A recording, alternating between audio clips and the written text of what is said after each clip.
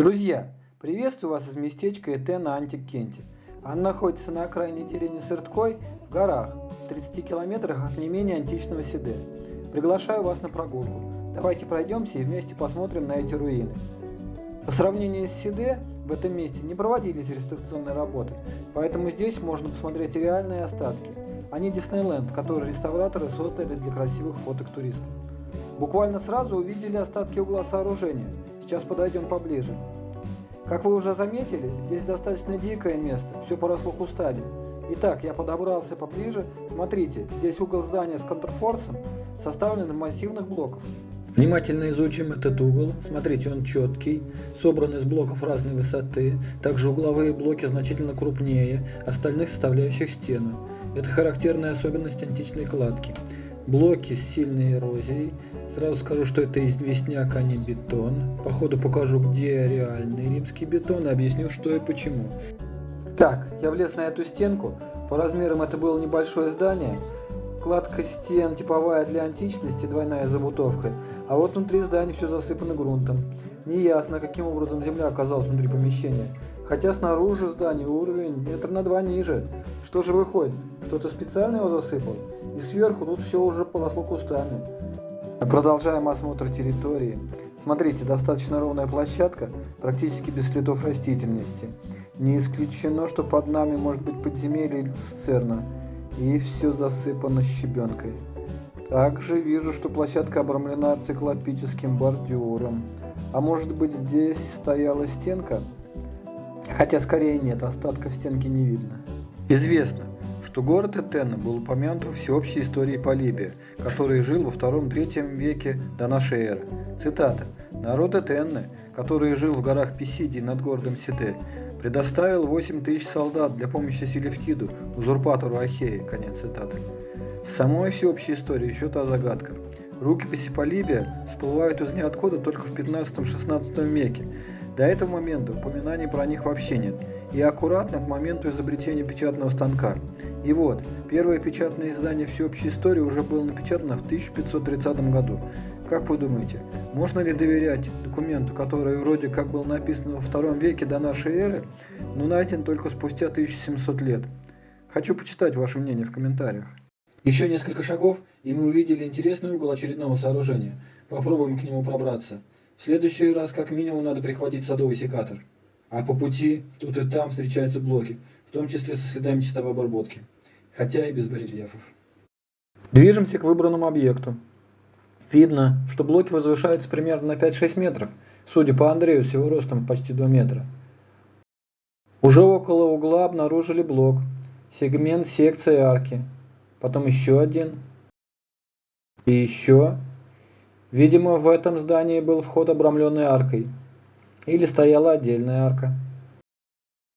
Наконец мы подошли к этому углу. Смотрите, массивные блоки уложены без зазоров.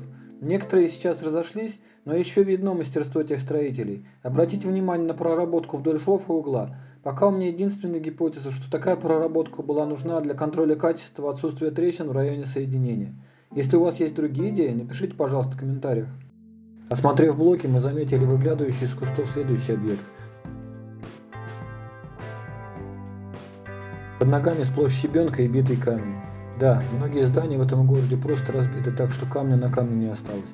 Но на полпути до него наше внимание привлек еще один артефакт. Это, по-видимому, остатки дверного проема. За ним сохранилось еще 2 пары опор с балками перекрытий, ширина которых почти метр.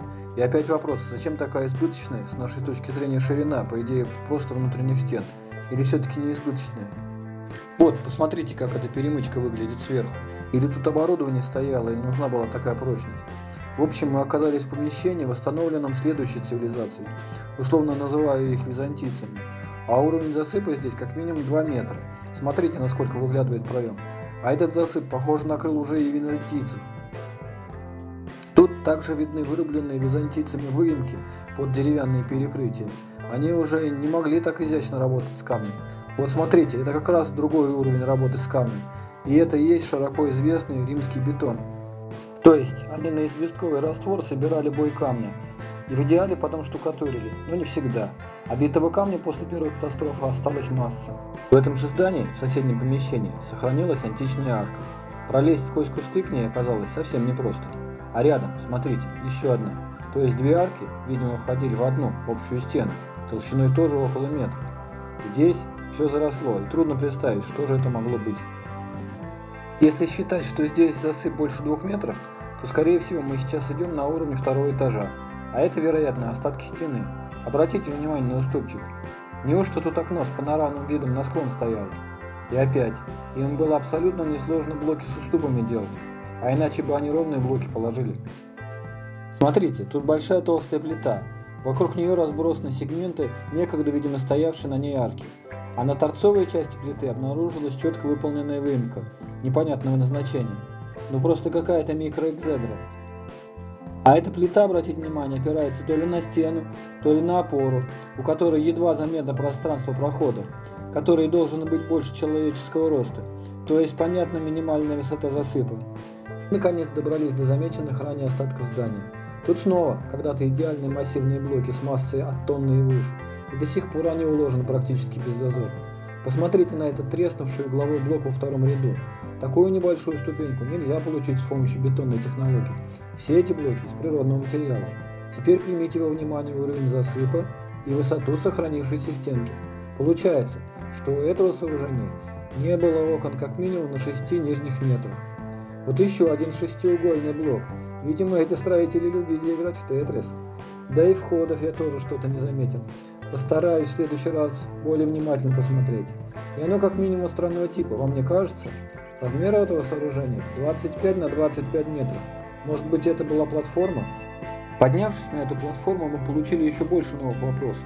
В центре сохранилось несколько слоев аккуратно уложенных блоков, и похоже, что это действительно была платформа.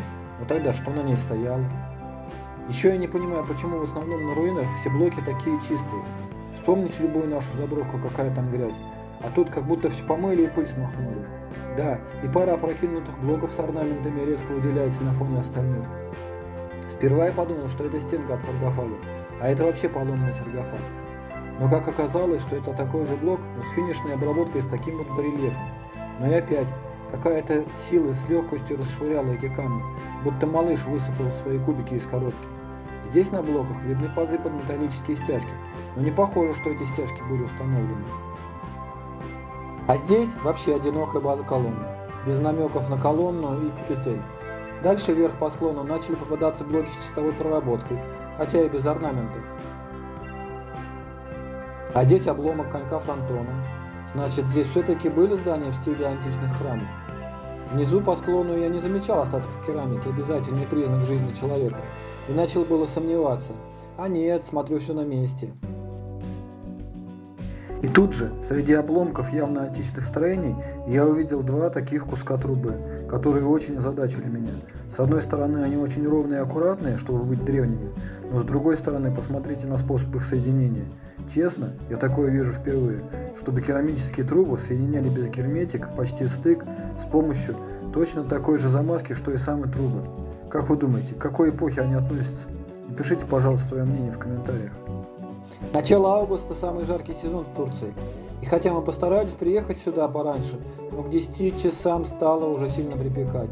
Поэтому нам пришлось прервать прогулку с элементами анализа. Но на обратном пути я случайно вышел на дорогу, вымощенную, хоть и не желтым кирпичом, но ведущую куда-то вверх по склону. Я сперва подумал, что эта стена упала, но быстро понял несостоятельность этой версии. Лично для нас этот древний город показался достаточно интересным местом. Думаю, что следует приехать сюда еще. Если вам понравилось видео и вы хотите продолжить осмотр Этенны, ставьте лайки и пишите комментарии. Ваша реакция очень мотивирует к действию. Ну, и если вы еще не подписаны на канал, то, конечно, подписывайтесь, чтобы не пропустить новые осмотры древних мест и просто прогулки по красивым местам в Турции.